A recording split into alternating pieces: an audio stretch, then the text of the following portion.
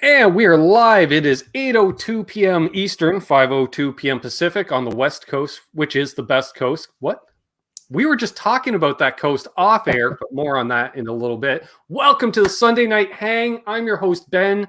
Well, you know that because you clicked on the channel. And tonight, special guest, fellow Canuck with the guitars. You can see him in the background. We've got Tony from Addicted to Gear. Not only is he a Canuck with guitars, he's also from the Poutine province, which holds a special place in my heart. Yes, welcome, indeed. Tony. Thank you, Ben. Thank you for welcoming on your show. It's a pleasure to be here tonight. I'm looking forward to some really interesting gear talk with you and all our friends that are going to join in on the chat. I'm sure we're going to have lots to talk about. Speaking of which, they've been in this chat since noon today. Just saying. Wow. As far back as, let's see, because I think I have it here. Yes, Ryan X was in the chat around noon today. Then we've got, scrolling back here, we've got Krenar, who may or may not be here because he is in Austria. We've got Bent Tom, Terry Triple G's, Brian Landreth, TL Pedals Canada, one of the finest pedal manufacturers out there. Agreed. Hands down. Let's see. We've got Rising Havoc. Got them doing a lot of pre-gaming here. Charles 75N. Awesome. Will Varella's here.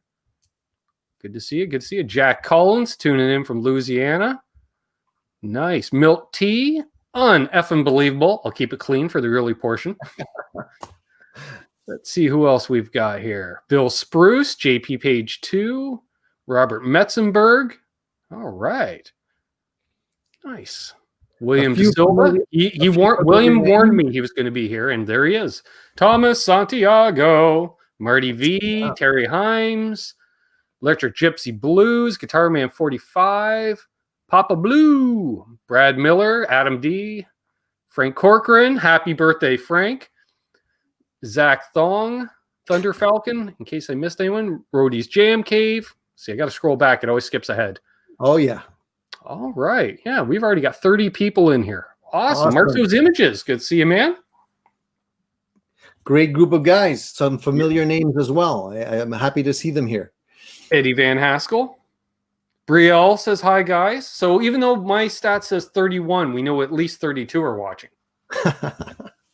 Awesome. So what are we talking about, guys? What are we talking about? We're talking Rising Havoc just says, hey, Ben, I got an Epiphone Les Paul Modern figured Caribbean Blue Fade, ships tomorrow.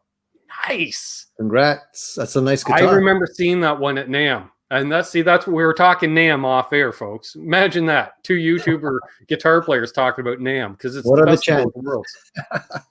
Dan in New Jersey. Is it my imagination, Ben, or is there more people buying blue guitars? I don't know what it is, but lately I've been seeing a lot of blue guitars. I actually got a crazy looking one right over there. I don't know if you can see it, but it seemed like blue wasn't that popular a while back, but now it's. I agree. Hey, Janice, Eric C. Well, you remember the Gibson did a blowout of some 2018s in a blue. I remember when there was that double year run. There was the early 2018s and later ones. And I remember a discount, and it seemed, and they kind of had that kind of a denim look, but not really. They weren't ugly, but they weren't. Oh wow, I gotta have one. Yeah, and we had that little glut, and then nothing blue, and I blame the start of it was the Epiphone with that worn purple. Yeah, that's true. And everyone's like, "Wow, that's a little crazy. Maybe I'll just get a blue instead of the purple." Yeah. I have to admit, I did own a purple guitar at one point. I did have a purple Charvel. The Charvels are always these crazy colors, right? You can't get a plain Jane Charvel. It's either going to be fluorescent orange or purple or something like that. Yeah. I don't know if they're taming down the colors slowly, but they're seeming to. They look like they're putting out some more subdued colors. I don't know if they're just trying to expand their clientele or what, but I like blue. I'm good with blue. Hey, Michael, the pants. We've got Metalhead Hippie, Keith H. Wow, 41 already in here. Nice. William Silva asked, what's better than a purple guitar? Two purple guitars. Exactly. You said it. That's right. They don't have to be matching. Variety is the spice of life. There's a lot of shades of purple, man. That's right. Some I think are blue because I'm colorblind, so I'm good sometimes. Other times not so. Hey, Half Ace, good to see you. Yeah, so you can remember when I bought my Mockingbird. I'm like, I bought a purple Mockingbird. I brought it over to my buddy's place. He was, you bought a blue Mockingbird. I'm like, apparently I bought a blue Mockingbird. Yeah, check out this great red guitar. It's green. Yeah. Whatever. It's all good. Nice. Unbelievable says, just watched Tony's video on the Vega Trem. Thoughts on it? Awesome. Yeah, great. Thanks for watching. I'm loving it. I mean, the only drawback with the Vega Trem is the price. Right. But the actual unit is really well made. It's machined super high quality. Tolerances are really, really tight on it. And, I'm not a huge fan of Floyd Rose systems anymore because they're just such a pain to work with all the time. And I like to change tunings on my guitar when I play. And the Vega Trem is the perfect system for that. It works really well. It feels like a Floyd. It's really, really smooth. And it allows you to, have alternate tunings and do that as well. I actually put it on my, where is it? On the, I had a Jackson, not the Jackson, the Kramer. This Kramer Beretta that I picked up for peanuts, and I put it on here. Nice. It's a little crazy because the system costs more than the guitar, but I really like this guitar. Sure. And it basically made it new again. So I highly recommend them. If you could afford them, go for it. No hesitation. And welcome, Cool Tunes Made Easy. Hello and welcome. New name on the channel. Awesome to see. Friend of mine. Anybody that is new and watching, please like and subscribe. Yep. Awesome. Cool Tunes Made Easy is a regular on my channel, so it's nice to see him here. Awesome. Glad you made it over. Nice. So just going back to NAMM, what was your, just so everybody's aware, I was just telling Ben I was jealous because I wasn't able to attend NAMM. I've never been to NAMM, and I really would love to get my butt over there just to take in the wonder of NAMM, and it would be like Christmas. So what was your biggest sort of impression of NAMM? How did you feel after the event? Was it like did you have a hangover, or what was the story? Yeah, generally when I get home, I'll sleep for about 12 hours. Yeah. Because at most I sleep 6 hours a night. So, because I like to stay up late with the guys, as they say, and being on East Coast time, you're still up at 6 in the morning, even by sleeping in 7 in the morning. For sure. But yeah, just the overall size. I wasn't bothered by the noise. Everyone says it's so loud, but apparently I'm deaf enough that it's fine to me. Other than the drum area. The drum area was loud. I will admit that. But I could imagine. Yeah. So you're coming out of there with your ears buzzing, but it's okay for you because I got to 24/7 anyway. So they were probably ringing more than usual. But then we go back to JJ's and play guitars through amps anyway. So that's cool. Dang. We got Super Chat in the house here. Boner Jams. Hey guys, new to the show. Name is Boner Jams. I have blue eyes and enjoy long walks on the beach. Hope everyone has a great week. Love you, Ben. Love you too, Boner Jams. Very romantic. And since he's in here, I will be saying I was planning on wearing my Boner Jams t-shirt to Thanksgiving dinner tomorrow night. So awesome. And Steve Carmichael. Good to see you, Steve. Nice. So what are you giving thanks for tomorrow, Ben? Any new gear, or what's your latest toy? We have one thing that I mentioned to you in the next room off air that I can't talk about yet, but I'm also those that have been watching me for any length of time knows I'm an analog guy. I like simple, tubes, analog pedals. That's my thing. But I've been playing with an HX Stump that Line 6 was kind enough to send me, and I'm kind of digging it. So what do you like? Oh, yeah, there we go. And there's the other thing, apparently, because welcome my sister into the chat, and she says for eating a dinner, he doesn't have to cook. You know what? If your sister's cooking, you got to let her win the argument there. You got to treat her good, right? Hell yeah. Hey, young Mr. Radford, Alex Radford, who I hung out with quite a bit at NAMM. We always ended up after hours at the Hilton. You know, I go to the Hilton, there's Radford. I don't know. Coincidence. I don't think the man slept this year either. You think I had a wild and crazy time. He did it right because he's half my age, so he was able to do it right. He can hang in there with you. Yeah. So what do you like? What do you like most about the Stump? Good question. Hey, Rick Romanelli. That it's actually got some cool effects in it. You know, no offense, Boss, but Boss has never made a phaser I've liked.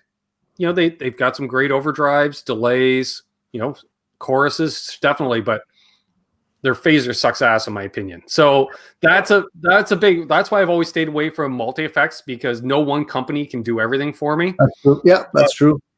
You know, when there is a vintage script phaser in there, all right, well, I got my Phase 90, you know. You're set up. Amps that are weirdly named, that are very Friedman sounding. I'm like, great, there's some tone, you know, there. And then you'll find a little dirt box to throw in front of it for a little extra something. Yep. And then the nice thing is I get all these delays and reverbs that I don't have to buy. You know, the stuff that I wouldn't use all the time, but when I want to get my Larry Mitchell on or my Luke on, sure, they're there. Yeah.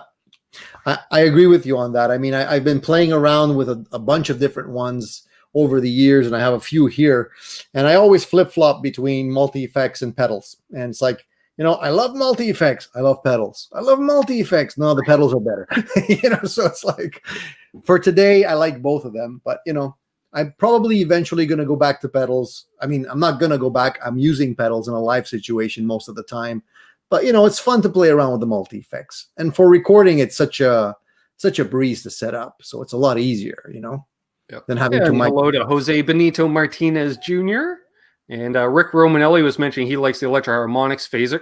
Small Stone. That's like that and the Phase 90. It's 1A, 1B. You know, I could go with either one and be quite happy. Just depends on how all enveloping the Phase 90 will give you a little more post gain, all encompassing, completely stranglehold your guitar signal. So everybody in the venue knows you're using a phaser and love phases. Phasers are cool, but you know, there's only a few things you can play well on a phaser. You say so. I use it all the time. Use them. It's always on. Oh yeah. Yeah. You know, well, being a fellow Canadian, you think Gatto's sweet thing. Exactly. I ran into Greg Godovich last year at Cosmos Music Fest, and I told him, I'm like, every phaser demo video I do, I play your music. And he's like, really? That's cool. That's really cool. I'm like, dude, sweet thing. Like, come on. Absolutely. And he's like, thanks. Michael LePanthe asked, isn't a phaser just a chorus on steroids? Well, I'd let the pedal builder in the chat answer that one. I don't know what kind of chicanery happens. I just plug them in and play them. If it sounds good, it's good. That's all I can say.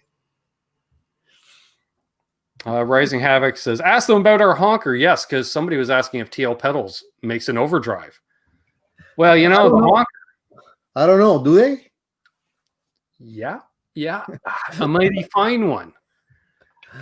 I was just playing it yesterday, and I'm enjoying it. It's really nice, man. If any of you are looking for a better Tube Screamer type circuit, definitely check out the honker. Or if you're like me, go finally a usable Tube Screamer circuit. Yeah. I'm not a big fan of Tube Screamers, but I like that. One that has enough gain. Stinger Fuzz, hands down, my favorite take on a muff circuit. Hands down. I don't really play with a lot of pedals that will kind of totally change my sound. I try and keep the pedals tame. I mean, I do have a micro flanger from MXR on my pedal board, but other than that, it's mostly just boost pedals and some EQ and drive. So I like pedals that keep things, don't obscure or take over the sound of the amplifier, you know? And yeah, the honker does a great job. So oh yeah, super happy with that. All depends on my headspace. Yep. It's all good. Cool Tunes Made Easy says, hi, I was there at Cosmos. Was that when Big Wreck was playing, or was that the year before? I went in 2018 and 2019, and that happened in 2019. Again, I really enjoy my time there, so certain parts of the day become rather fuzzy. So I take full advantage because I don't drive to those events. TL Pedals says, doing a JTM 45 for a guy in Halifax right now. The JTM 45 is my like go-to amp. I'd love to have an original JTM 45. Unfortunately, I don't, but that's pretty cool. Brad Miller just says, hadn't had a chance to post yet, but got a used PRS S2 Starla with a Bigsby. Hasn't officially made its debut on the wall yet. Shh. Oh, I wasn't supposed to read that out loud. Nobody knows. There's nobody here. Don't worry about it. I don't know about PRS guitars with Bigsbys though. I don't know. I'm not a big Bigsby fan. So I am really curious to see that, and I'm not a PRS fan. I'll be honest. I'm not a PRS fan, and it's like I don't go when I play. It's just well, that's not true. I bonded with one. The year was 1993 when I played this PRS, and I remember how amazing it was. Now I'd like to go back and revisit it because I'm much a different player than I was in 1993, but I don't know what it is. Well, no, that's not true. That McCarty I did the demo on a few months ago. I like that, but then again, it was selling for $4,000 used. So, you know, that's the thing. I was talking about that this morning on the live chat, and that was the guitar I was having trouble remembering. I like a lot of I like PRS guitars. I don't like the single cuts, and I prefer. I don't like the double cuts. I prefer the single cuts. Right. And I had a real, hard case of gas for the McCarty. Just by looking at it, I felt that was the guitar that I really wanted to buy. And I remember going into the store and I picked it up. I played it for about 12 seconds and I put it back. And I said, this is not for me. It really wasn't the guitar for me.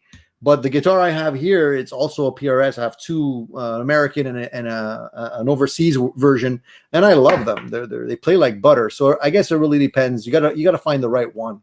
Nice, I agree. And I see my cousin Doug down and back with Corn Doug in the chat. Hey, good to see you. And thank you very much, Dang, for the donation, Jose Benito Martinez Jr. for the Taco Tuesday Fund. Awesome. I will definitely do that because I do like my tacos. Can't get good ones around here, but I do like them. We can get some good ones around here, but it's we really have a lot more choice when it comes to poutine. You probably know that already. Poutine. Jamal, good to see you, brother. So Ben, when you were talking about NAMM, buy each other a beer, great cast as always. I think that can be arranged once things open up. We're not that far apart. I could see us meeting up at an event, definitely. Especially since I know there is some guitar shows in and around the Montreal area that I'd like to go to.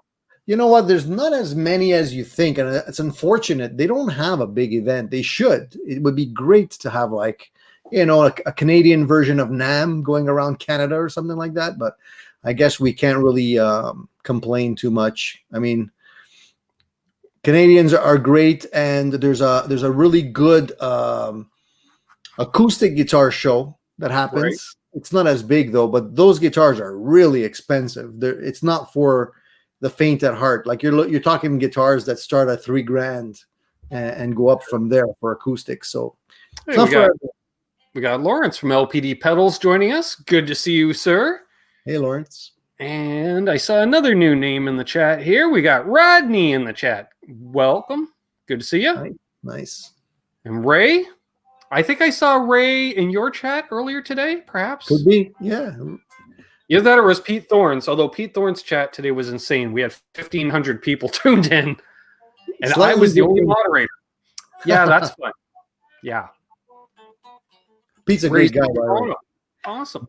Another great Another great Canadian. Yes. Yeah. Awesome. Yes. And folks, if you haven't seen, Pete Thorne did his tribute to Eddie Van Halen today. I will be doing an Eddie Van Halen tribute show tomorrow with a special guest, a very special guest. So tune in for that. Same time as tonight, except tomorrow. So just return, especially if you hit subscribe, ring the bell, all that fun stuff. But yeah, Pete started out with Jennifer Batten joining him, and then David Freeman joined in, and then Steve Stevens joined in, and that was just fun. Love watching those videos that he puts on with Steve, and sometimes also John Sir pops in every once in a while. Yeah. It's a lot of information in those heads. Anybody who's into gear, those are the guys you want to listen to. They always have great stories. Exactly. Nice. So when you were at NAMM, did you happen to run into anybody on the famous side of things? Is what I mean. Like any big names in terms of artists? Let me think. This year was a little blurrier than last year. Wait. So yeah, I remember where I freaked out a little the first year, and it wasn't in the NAMM show. When you walk outside the convention center, there's a series of hotels because Disneyland is also right across the street. So lots of hotels there. So we would go off to one of the hotels to hang out at one of the bars because beer's cheaper in the bars. And so we were walking to one, a bunch of us, and sitting on a park bench waiting for his ride is Glenn Hughes. Nice. Deep Purple and lots of other stuff, but like Glenn freaking Hughes. I was like, holy shit, okay. Got some photos with him, which was awesome. And this year, crap, I thought of it earlier and I forgot. Hang on, it'll come back to me. Oh, JJ French from Twisted Sister. Oh yeah. Who I had to actually name drop from to stop for a second to give me the time of day. He kind of brushed me off, and I mentioned we had a mutual friend, Adam Reaver of FU Tone, and then all of a sudden he's like, "Oh, you know Adam?" I'm like, "Hell yeah, I know Adam." And so met him briefly. I ran back over to our friends, including Michael Smith, the captain, who many know from Saturday Night Live on Johnny Bean's channel. He's like, "Who's that?" I was like, "JJ French. Twisted Sister." He's like, "No way." Well, he's got short hair, sports jacket, glasses. I was like, yeah. Like, I'm like, seen photos with Adam. I know what he looks like these days. Yeah, he's changed quite a bit. That's why I always love Deluxe anymore, right? So he's harder to pin down if you're not familiar with what he looks like these days. Right. But he's a smart guy. He's a smart dude. Paul Gilbert. I ran into him coming out of the Ibanez booth. He had to run to another booth. He was doing one demo right after another. And so I pretty much jogged while he walked because he's huge. And talked to him for about a minute. And then he handed me one of his picks. And he's like, "Gotta run. Here's my business card." I'm like, awesome. The Paul Gilbert pick. Well, I think a lot of these guys are a lot more approachable at NAMM, though. That's the great thing about it, right? So you do get pushed out of the way by fellow because they're gear nerds like anyone else. They're like, "Hey, what do you look at?" Yes. Who did I see in there? Cool Tunes Made Easy mentioned April Wine playing at one of the Cosmo events. Yeah, that was 2018. I think April Wine played, and I remember that year. Because such a smaller event, it's similar to Sweetwater's Gear Fest, where they have booths set up, but then they also had live entertainment and it's a retail establishment. But it was like one big tent instead of like 5 at Sweetwater. Right. As such, like a Canadian event, there's just less people walking around, and there's only half a dozen food trucks, and apparently Doug Aldrich has to eat like anyone else. So I'm just saying, he's leaving one area, and there was only one small smoking area where you also have to vape. So anybody that smoked, he's out there, right there. And I'm just, and constantly I ran into, people like, say, Doug Aldrich got to play. He's like, "Hey, Ben." I'm like, "Hey, Doug," because after the fourth time, in an hour or whatever, and nobody was giving him time of day. It was weird. He was just walking around. Strange, yeah. Well, April Wine is great. I mean, I was a big fan of April Wine back in the day, and you couldn't get near them though at that event. You couldn't get near them.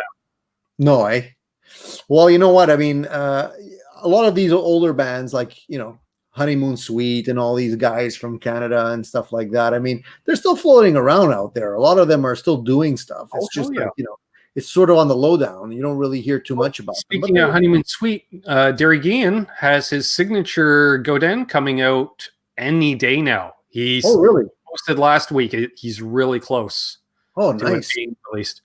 And that's basically Godin doing a take on his famous treaded Kramer. Really? Nice. I like to see that.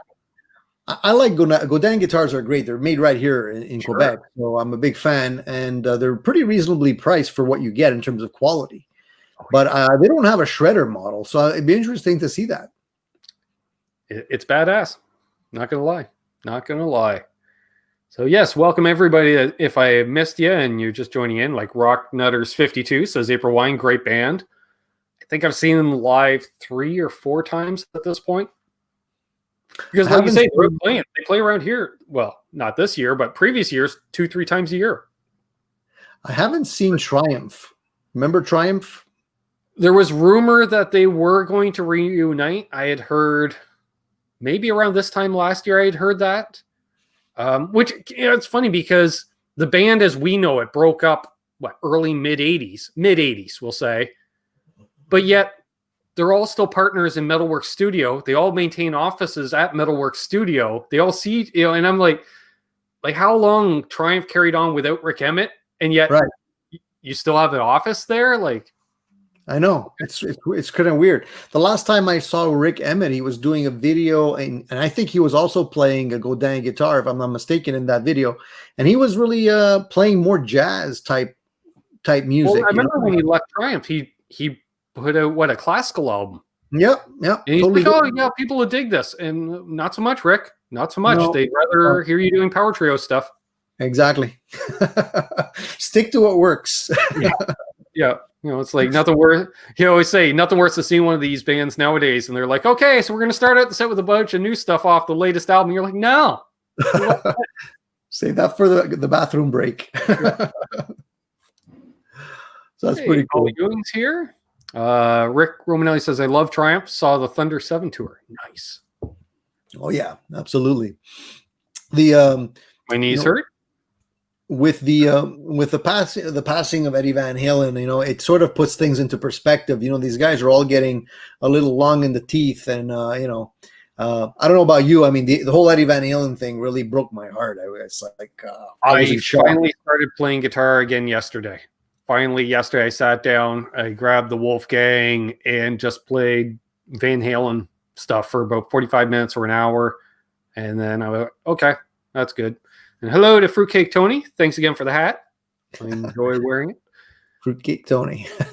Yeah, so definitely, we're definitely going to be covering some EVH in deep diving tomorrow night with you.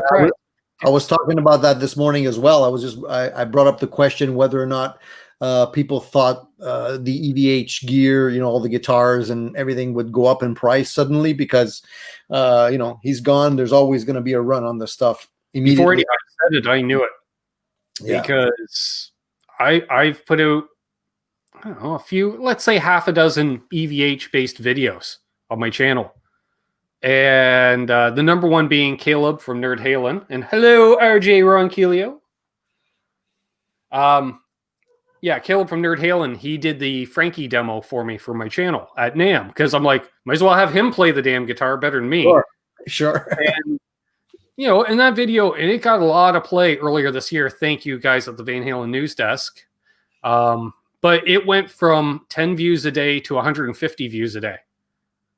And then I'm hearing that, pre-orders for Frankie's is now into February or March of next year. Absolutely. Not surprised.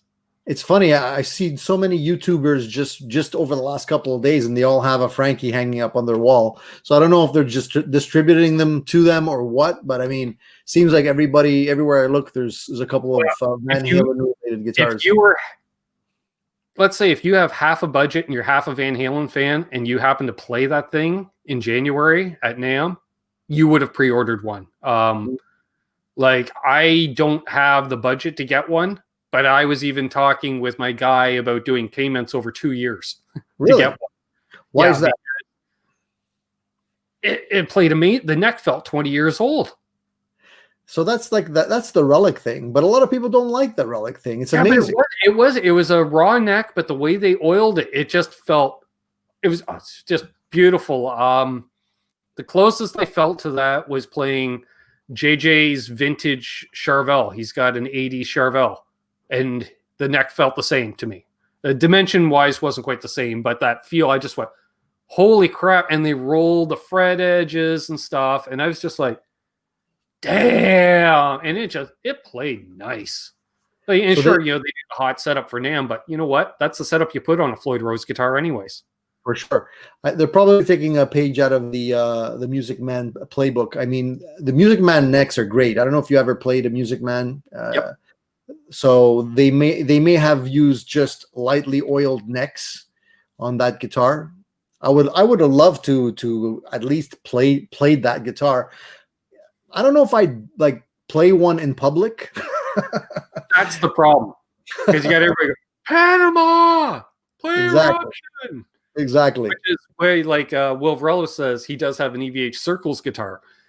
I was looking at something along one of those lines myself, because it's an Eddie guitar, but it's not an Eddie guitar, because everyone just knows the Frankie, and they think the Kramer 5150 is the Frankie as well, because you just see red, white, and black stripes, and then they think, the Ernie Ball, the PV, and the EVH, that's all the same guitar too.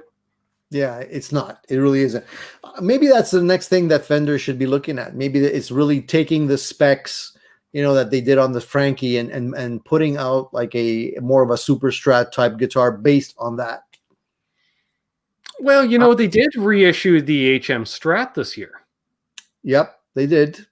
But I don't know if it's exactly the same. You know what I mean? It's like the neck is really what makes the guitar, in my opinion. And if you have a killer neck, whatever's on this end is not that much of a big deal, but the neck's super important. That's where, I'd like to see, like Fender as a company, maybe, like that, just expanded that bit more, so you get a bit more high-end Charvels and Jacksons built to 80 spec, which would be lovely.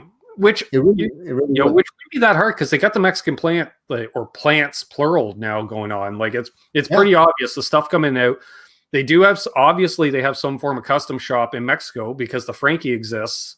The Jimmy Page telly before that, like we're seeing not just strict production line gear coming out of Mexico. Hey, Pedal Room, good to see you. Michael Easter, Stephen Douglas. And automatically, if you don't put the EVH stamp on it, you can sell it for half of the price, right? Because most of the cost of that guitar, EVH brand, like.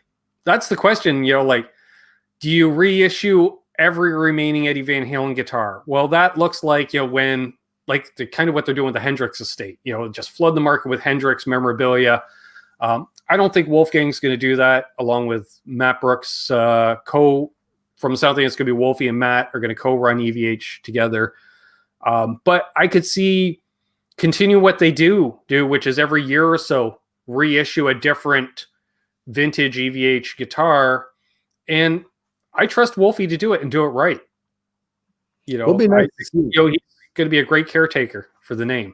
I really do hope so. I really do hope so. I think if it could continue, I just hope they don't do the Gibson thing where they're gonna, this year's model is gonna be, this is the closest we've ever come, and then next year's model, now this is the closest we've ever come.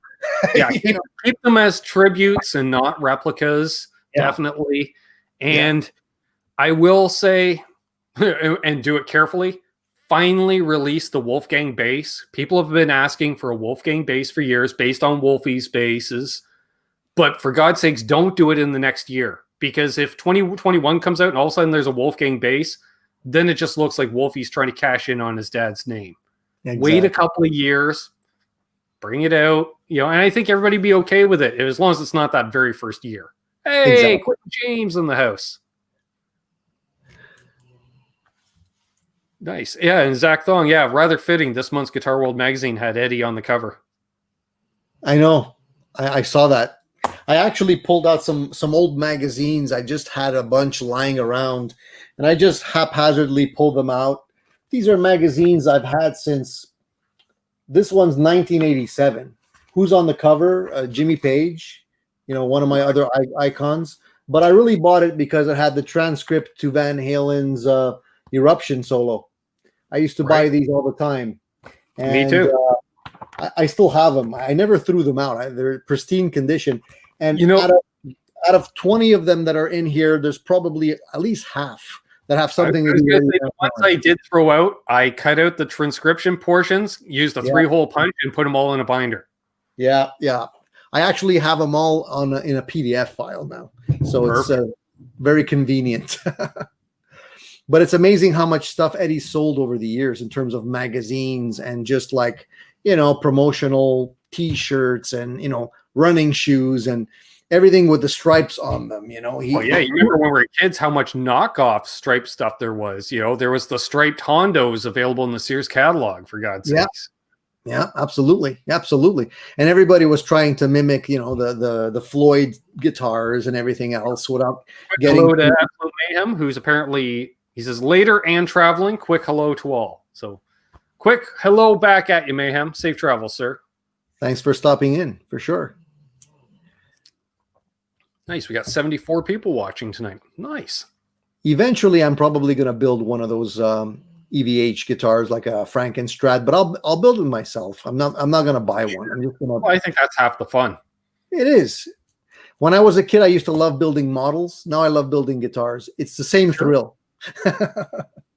I get it. Except for the fumes. See you, Metalhead Hippie. Have a good one, brother. I assume Metalhead Hippie will be on later tonight, so everyone should check out his channel. He's usually on around 10 p.m. Eastern. Awesome. So just going back to some gear, what somebody asked me today, and I wasn't able to answer the question. And the question was, what's your favorite guitar, or what's your favorite piece of gear? And probably the newest one, usually, isn't it? That's what usually happens. I wasn't able to answer the question because to me, it's like, who's your favorite kid? I love them all. Yeah, exactly. I generally gravitate towards a Telecaster, the last few years, but I've also gone years at a time where I played nothing but a Les Paul. So it all depends on the band, the situation, stuff like that. Yeah, that's hard to say because, that favorite drive pedal just does that extra little something, or good amp. It's a combination of all the above. I don't know. I don't know if this happens to you, Ben, but for me, like I'll be playing something on, a guitar amp combination or pedal or whatever, and I'm like, this sounds like shit. I should sell it, I should sell this stuff. And then like later on that day or even the next day, I'm playing and I'm like, no, man, this sounds great. What was I thinking? It's like, but nothing's changed. It's just me, So it's I hear you. Let's see here. Sisson Kane, good to see you, man. Awesome. Michael Cross is strumming his telly right now. Nice. Yeah, I always have a few handy. There's like 3 there and 1 there. So one of the Telecasters that I always regret not buying, I had an opportunity to buy a Sir T, which is basically a Telecaster with the Sir neck on it, and it just felt so good. That neck was amazing, and I always regretted not buying it. I just felt it was too expensive at the time because it's just a Telecaster, right? And, but that neck, if John Sir would ever start selling just the necks of his guitars, he'd make a killing. No doubt. Let's see here. The Thalco says, want to buy another telly? Got to unload mine. Quite possibly. There is a contact email down below. Let me know the details. Let's see here. Ray asked, do you guys remember when Dave said his live stream is going to be? Dave who? That's my question. Maybe Friedman? Are we talking Dave Friedman? Yeah, if it's Dave Friedman, generally those are Fridays at 9 p.m. Eastern. Thunder Falcon asked, do you consider the Fender HM Strat a success? Well, it was definitely a failure the first time. because it didn't come out until late 88.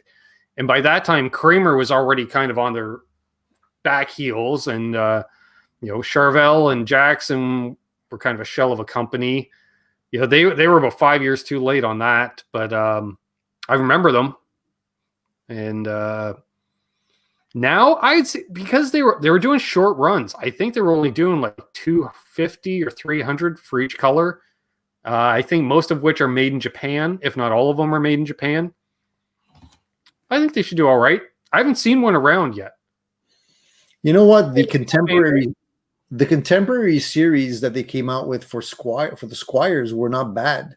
And anybody that's looking at, that kind of guitar, maybe minus a fancy tremolo system, they're pretty good. I mean, they're at least a good starting point. You can definitely put in some better quality pickups if you want, but the necks play really nice. I mean, a little tweaking and a little setup. I have two myself just because, I like them so much, and I just use them to put different pickups in them, It's funny. I was thinking about that with Fender bringing out all the alternate reality and parallel universe, all these different ones, right? And, I was watching a bunch of reviews on them, and I think it was Trogley had said, do you think any of these are going to stand out from the others, become the huge collector's item? And all I could think of is, well, yeah, if a single pro player starts playing one, that's how these models become popular, is because we see our rock idols playing them. But if nobody is out there playing guitar as the focal point, no, none of them are going to take off. Really, unless like Jack White picks one up and likes it, I guess. There's so many guitars out there now, and there's so many boutique builders that are doing great jobs. And there's so many guitars that you can get even overseas that are really, I'm super impressed by a lot of these guitars that come through here. And, a lot of people shun the overseas stuff because they automatically assume they're garbage.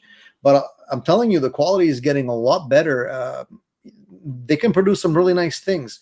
So when you have that much choice, it's hard to really stand out, Well, that's the thing. And a price point is a price point. A $500 guitar is a $500 guitar, regardless of where it's made.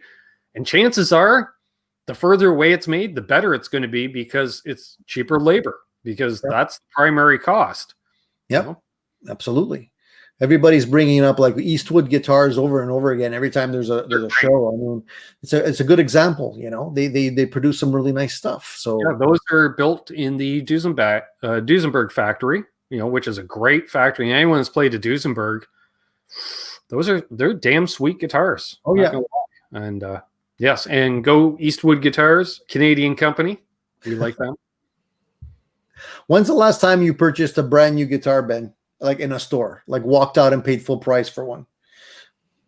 Well, I've never paid full price for a guitar, so bingo. That's exactly my point. I mean, same here. I always walk in the stores just to see what's up, and hopefully they have something interesting. But it's like, it's all vanilla. It's all like, run of the mill stuff. When we started playing too, let's be honest, prices were negotiable because it was all the full list. And then they had the real price, the sticker price, like cars, same thing.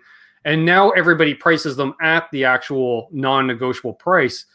But even then, I remember when I first started playing, my dad was a musician. So I'm going to the same stores he frequented. So I was known as Dave's kid. So I was getting hooked up from the start, 50 cents off a pack of strings or $1 off, whatever, which was great. And then now, of course, building relationships over the years. And then now it's just, I refuse to pay full price. Just sorry, not going to happen. Because especially, for what limited reach I have, I'll still tell the guy, like, knock off $50 because when I do a demo on this guitar, I'm going to say where I got it. Or if I pay full price, I'll specifically say, I'm not going to mention where I bought it because the person was not reasonable. There's one of the reasons I won't buy a brand new guitar from Canada's largest retail chain, because their prices are not negotiable. They're not. But honestly, so many times I'll go in there and just play a guitar and look at the price, and I'm like, no, I can't do it. Well, it's like a new car. I'd rather just wait a year for somebody to buy it and lose interest in 2 weeks and buy it at a 9.5 out of 10 quality for half the price. Exactly. There's so much used gear out there that there's no reason why. Just yesterday, I don't know if you're familiar with Sigma guitars. Do you know Sigma? Yep. They're pretty decent guitars, for the price. Well, I came across one. Somebody was selling it for like $60. Damn. And I was like, I'm looking at it. I'm like, I got to go get this guitar. So I messaged them. Of course, it was already sold. But I mean, just to tell you. Yeah, because when Sigma first came out, they were the budget Martin, owned as a subsidiary as Martin. That's right. Very nice guitar. Yep. Then quality started to go down because they realized, let's make them cheap. Then there was, in the darkest time when we weren't even sure if Martin still owned them yet anymore or anything. Even then, those guitars are still more than a $60 guitar used. Like, they're still a decent guitar. Absolutely. It just wasn't up to Martin standards, whereas, hell, like, now you play a Sigma or the import Martins. I have a hard time telling the difference. I was shocked. I have a Martin, and I bought a Sigma guitar for my nephew, and really wonderfully made guitar and so nice to play. Is the sound as balanced as a Martin? Okay, I mean, if you're comparing them side by side, you will be able to tell the difference. But for the amount of money you're paying one over the other, I mean, it's a no-brainer to me. Yeah, but then and again, there's something even though used acoustics, you don't see a lot of vintage acoustics for a reason, because they do fall apart. But those that don't, like Martin will tell you flat out, their guitars don't start sounding good for the first 30 years. Give it 30 years, then it'll start to come in. And I'm like, really? 30 years? But I don't have 30 years. No. So what do you look? You look for a 30-year-old Martin. Exactly.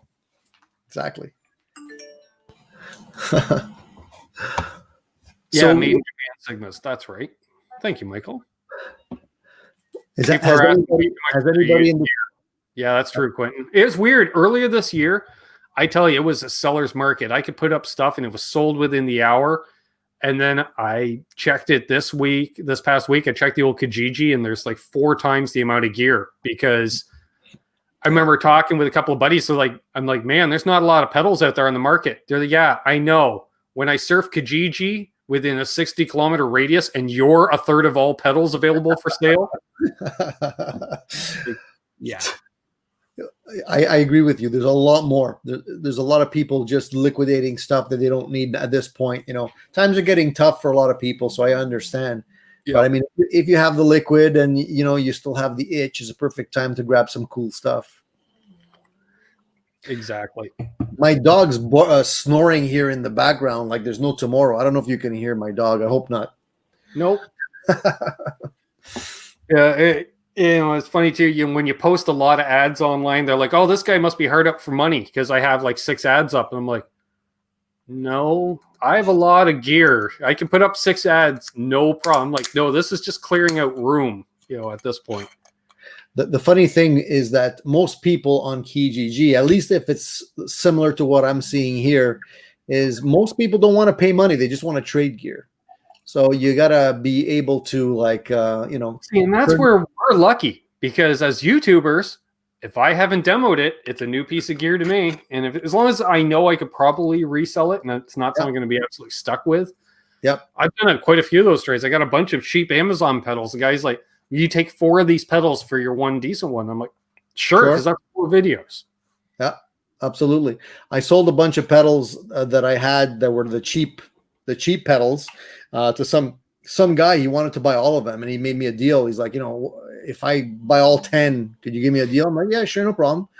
Been there, done that. And then like a week later, I see him trying to sell the same pedals for like, $20 more each pedal. And I'm like, dude, that's not going to work. Yeah.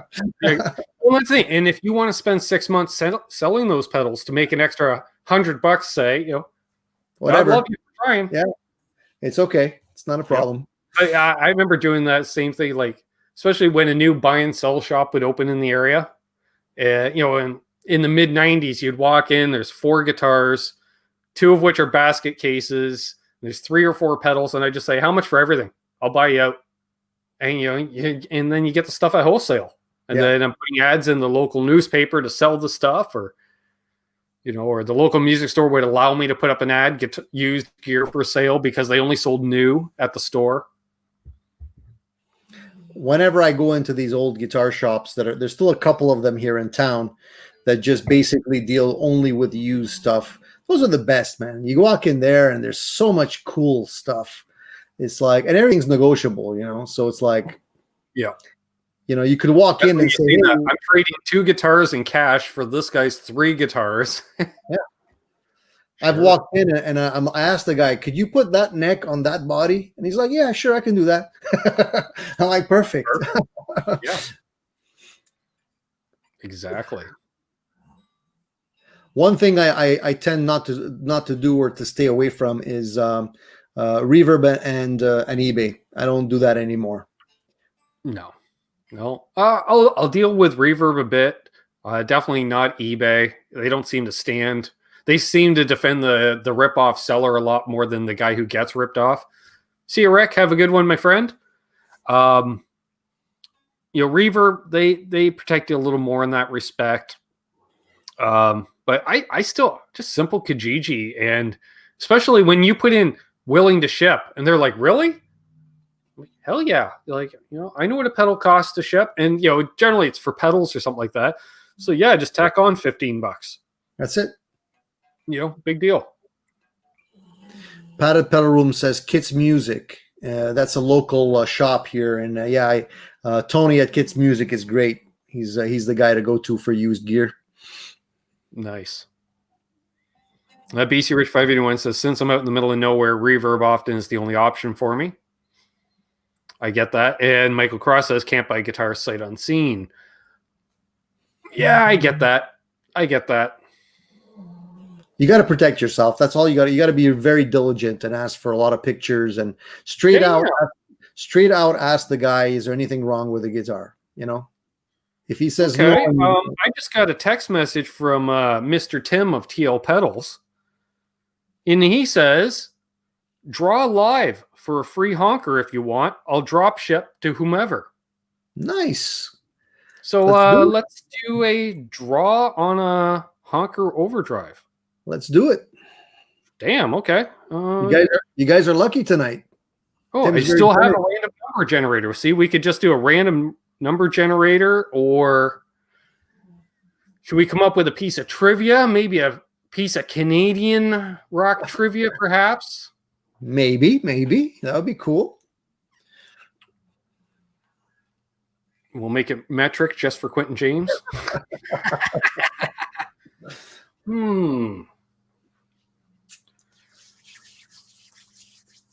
Let's think about that. Yes. It's got to be good. Damn, that's a good one, Bethalco. I was going to go for like obscure, famous Canadian player, because that would be, someone puts out the name, you're like, how could we not think of that guy? All right. I do have one, and I think, the honker overdrive would have been a good pedal for him. And it would be piece of trivia. Name the Canadian guitar player, primarily blues player, who not only owned a blues club in downtown Toronto. Oh, that's easy. That's too easy. We'll leave it at that for now. See if the Americans will get it. Okay, well, go finish it up. It's okay. Okay, who also appeared in a major motion picture as a bar band. First one to answer wins. Razor. Everybody. There's quite a few people that got that already. I see. Hip Metalworks and Blackjack Guitar Nut got it right off the bat. Yeah. Gee, I'm gonna say that I'm seeing Hip Metalworks first there. Are you? Let me just scroll a little bit, but it looks like it. Yeah.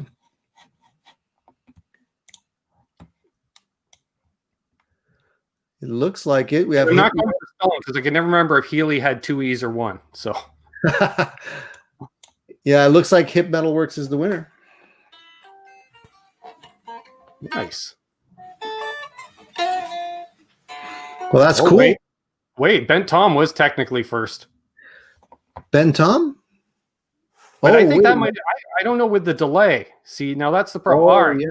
what I'm going to do here is, because I just know it's Bent Tom, Ray, Hip Metalworks, and Blackjack Guitar Nut. They were all almost instantaneous. We're going to take the 4 of them. I'm going to do a random number generation here. And the closest will get it. How about we do that? So we'll pick a number between 1 and 99, guys.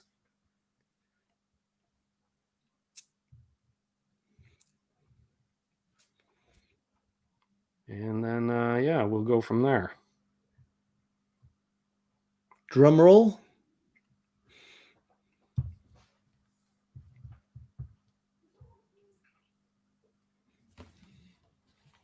So I don't want to see it. I'm just going to hit random number a bunch of times. All right, so we've got Ray's answer in there. We got Bent Tom, Hip Metalworks. Did we get Ray's number in here? Ray's got, okay. So we got a whole bunch of people giving numbers. 1, 2, 3. The winning number is not able to be seen. 81. 81. So Ray was at 51. Bent Tom at 69. We got 63 and 56. I think Bent Tom actually did win it. Okay, so technically his name was first when I scrolled back, and he got the closest number. This is lucky day. There we go. Bent Tom. You can connect with Tim at whatever the hell Tim's email is. You know what? I can look it up. You can just point him to his website. He's got his email there. Or you could do that.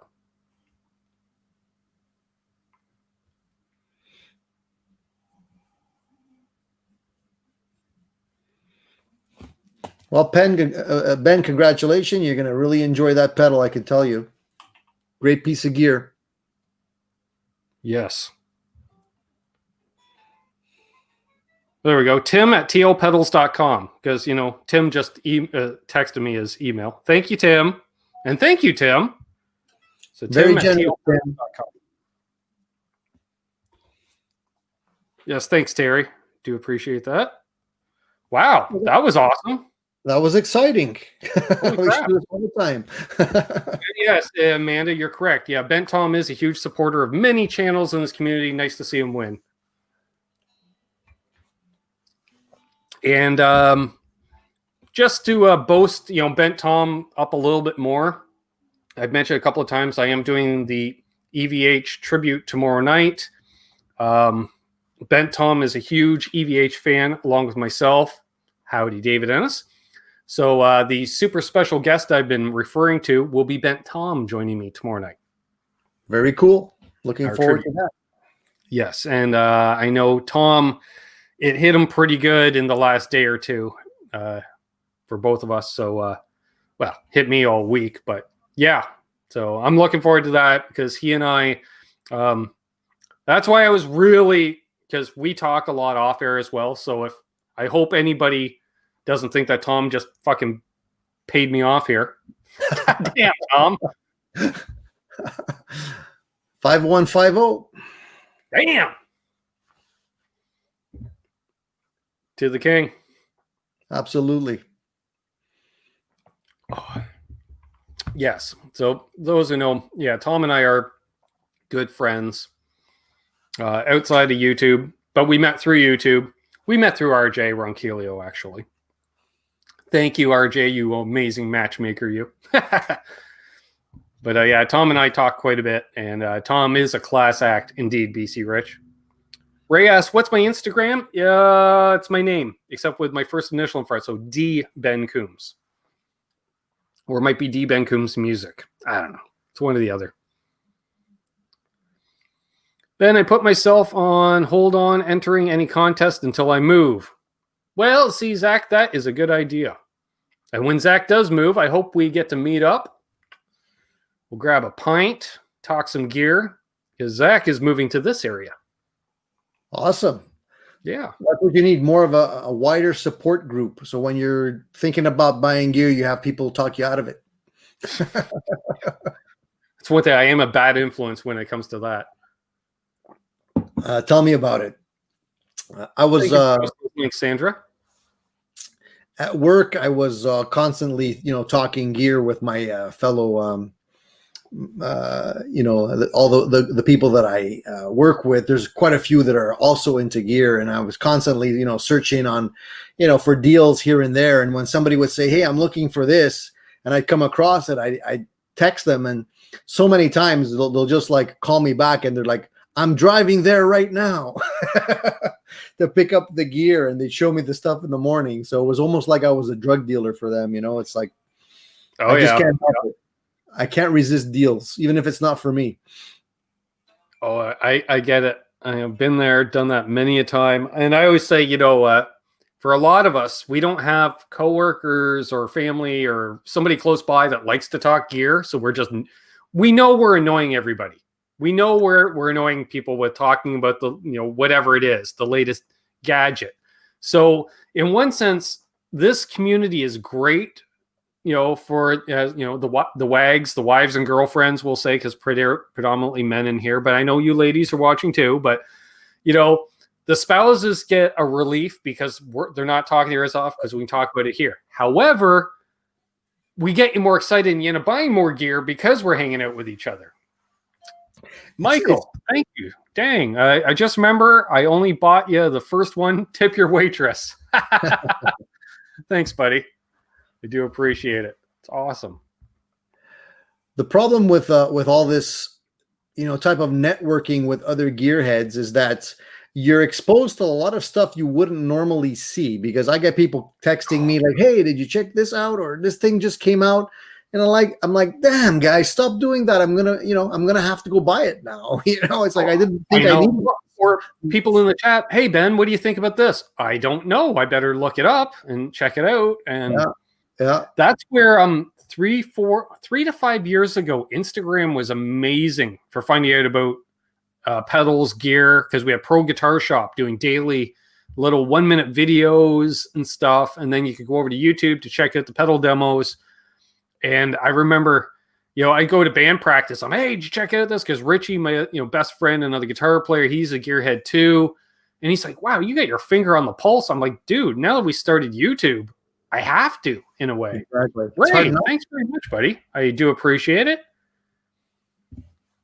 And I will say the super chats tonight will be going towards Christmas. That's right. I have to think ahead because October's AdSense revenue, you get paid the end of November. Yeah. So now when you say Christmas, is this towards your Christmas gift or? It would be people like my sister here in the chat, her lovely daughter and stepdaughter. That's awesome. Her boyfriend, my parents. Yeah, the usual suspects. Awesome. And then that way I just ask everybody else just to give me gift cards to Ardens Music Store. So I get mine too. That'll work. Although a year or two ago, my sister was awesome. She bought me a 5-guitar rack for Christmas, which was holy crap. The problem with that is then you got to fill it up, right? I'm sure that doesn't take long. Well, then I bought a second one last year, and I'm looking to buy a third one this year. Rising Havoc, thank you very much, buddy. I do appreciate it. Cheers. The Red Wine Fund. Somebody posted. Well, there is that too, yeah. And I will say, folks, I did go back to the liquor store. Unfortunately, they had no more of my Sibling Rivalry 2017 on sale. It was sold out. But they did have a whole bunch of the 2018 still on sale as well. And I'm telling you, it's tasting just as good.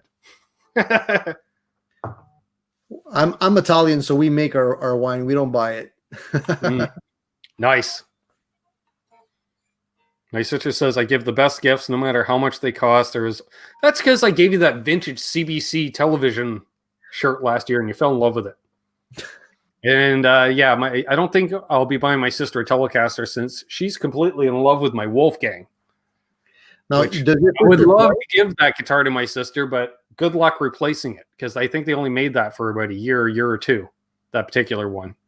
So she plays too? She started playing last year, slowly but surely, in amongst raising kids and such. She's got a Jazz Master that again, somebody hit me up locally and said, "Hey, do you want this?" I went, "Yes," and I picked it up, gave it a good little fix up once over, and boom, nice. She says I'd be mad if you gave me that guitar, to be honest. Well, she's got good taste in guitars. That's an awesome guitar. Well, and, the Jazzmaster, she hadn't played before, and then apparently I wasn't here one day, but my sister came over, and she came down to the studio and started messing around with my gear, Tony. My little sister was messing around with my stuff again. You don't have like the security little ropes around your stuff there? Apparently I left them down that day. And then, so she came in and she was checking out the various guitars, and she really loved the Wolfgang. So the Wolfgang is better. And I get it because the way it's built, it's smaller feeling. Yeah. So it has a definitely more compact feel to it, which a great guitar. Yeah. She took selfies too. Of course you did. But she probably waited, and she posted those after I got back home because if I'm out about and checking it, what the hell? Where did these come from? I went last time I had been to Vegas with work. I had another trade show to attend, and we were so bored we walked over to a local store there just to check out some of the American gear, and I had unfortunately picked up a Stealth Wolfgang guitar that they had lying on the wall, and I hadn't played one until that point, and I ended up loving it so much so that I ended up buying one when I got back here, and was a great guitar, man. And the only thing I didn't like about it is the fact that it actually was Stealth, so it was like that flat black. Right. And you know what happens when you rub your arm on the flat black, it gets the shiny spots on it. Yeah, it's just a grease trap. Yeah, exactly. So I ended up selling it. But I mean, it was a great guitar. I just feel that the Wolfgangs have a little bit of a narrower neck at the nut. It just felt that a little bit small for my fingers, and I ended up selling it. But that too, and I find like when I play a Tele or a Strat, it's centered, and like when you play an SG or a Firebird, everything's shifted out. Where the Wolfgang is shifted the other way. So I was like, I remember the first time I picked one up was JJ's when it got first time out to California, and I went, "Is this a 3/4 size guitar?" Yeah, and then I held it up face to face with a Telecaster, and I'm like, "No, Fender scale length. What? Yeah. Like, what the hell?" It has that feeling though. It felt so small, and it's an Ernie Ball one too to start with, which does have a slightly smaller body. So it's just like, damn, okay. And then he's like, "Here's a PV," and I'm like, "Okay." I checked out the PV, and I was like, "Okay, different." He took me right through, which was awesome. And and then I had a longtime friend and my sister's friend as well. He came across. He was partying out his collection last year, and I picked up the Wolfgang, Ernie Ball Access, and Ibanez bass off of them. So yeah, bought his collection. I can't get rid of any of that stuff because they're play top notch. I was like, damn, these things are nice. The Access, I used to have an Access too. Beautiful guitar. It had like a sunburst body, maple neck, bird's eye maple. Beautiful, beautiful neck on that thing. The neck was still a little bit small at the nut for me, but that neck was glorious. The only thing I noticed about that guitar was, and I think maybe it's because they don't finish it in poly or anything like that, they just do the wax finish. It was more sensitive to temperature changes. I would have to adjust it a little bit more frequently, but it was a great, great guitar. And it's got that weird, 2 humbucker with a 5-way switch. So it's got kind of that Ibanez wiring, which is awesome, especially if you're playing in a cover band. That's why I was just like, nope, can't get rid of this one. It's got so many tones in it. I could not believe the variety of tones just flipping that switch. I picked up that guitar for like $900 at the time, and I don't know how much they're going for now, but I have a feeling it's way more than that. I could be wrong, but I think like the Access Super Sport, like mine, I was pricing it because it's a hardtail. They're like $3,000 Canadian now. Yeah, something like that. Yeah. Yeah. You know, and I haven't priced it at the Wolfgang, but again, I use Reverb for my pricing usually. It's a little more accurate. But that's a made in Japan special, which we thought were only made in 2011, but it looks like they're made 2011 into 2012, and it's also a hardtail. So again, what was it? 1 in 20 might have been a hardtail as opposed to a Floyd Rose. So yeah, exactly. Who knows how many are out there? Yeah. And that one, the one that you have behind you, is that's a solid top. It's not a veneer, right? Yeah, I think it's solid top. Steve Anderson. Speaking of crazies, yeah, haven't looked at it in a while. Pretty sure. Oh yeah, it's moving. Yeah. Yeah, I'd be surprised if they put lamination on that. Yeah, it's too nice to be a lamination. Oh yeah, neither of mine are arch tops, which I kind of do dig the arch top ones. I want to get an arch top one just to have one, but this reminds me of playing like a Fender, you know, because it is a flat top. It reminds me of that Fender playing, and yeah, great playing guitar. Ernie Ball is making really cool stuff. So I think they're kind of upscaling their production. I see some of the finishes on their guitars, and they're just like really, really nice. I guess they're trying to give PRS a run for their money as well. Oh, especially, yeah, they're doing their, what do they call it, the Family Reserve, which is similar to PRS's private stock. Exactly. Yeah. Dude, you know, having gone to both booths at various events, some of the showpieces that Ernie Ball puts out, it's, you know, you might be looking at an Access shape or music, you know, but you're looking at a 10 top PRS, like they are the same, you know, like very much side by side, which is awesome because, you know, Music Man's been around longer, but I think PRS grew bigger overall, but aren't they the next two below the big empires, you know? I mean, Ernie Ball has been really making great strides in the production of their guitars. They're really top notch. The way I don't know if you know this, but you know, normally when a guitar is made and it has the trim around the body, right, the binding, it's usually applied afterwards. But these guys, what they do is they actually cut it out in the wood, put the actual resin in there. While it's liquid, then it dries up, and then they carve the entire thing. So it's really like a smart way of doing it, you know? Yeah. And it's super precise. So hey, Truth Guitar Method. Good to see you, man. Thanks for stopping in. Awesome. Yeah, and somebody mentioned they got an Ernie Ball Cutlass. Those are nice. I dig those. Kind of remind me of Silver Sky because it's a Strat, but it's not a Strat. And it's a cool guitar. It really is. The super, you know, the Silver Sky stuff got a lot of hate at the beginning, but now people seem to be warming up to them quite a bit, even though they're really expensive. I haven't tried one yet, and I'm afraid to pick one up because I am a PRS fan and I do like Strats. The last thing I need is to fall in love with one of those things. Exactly.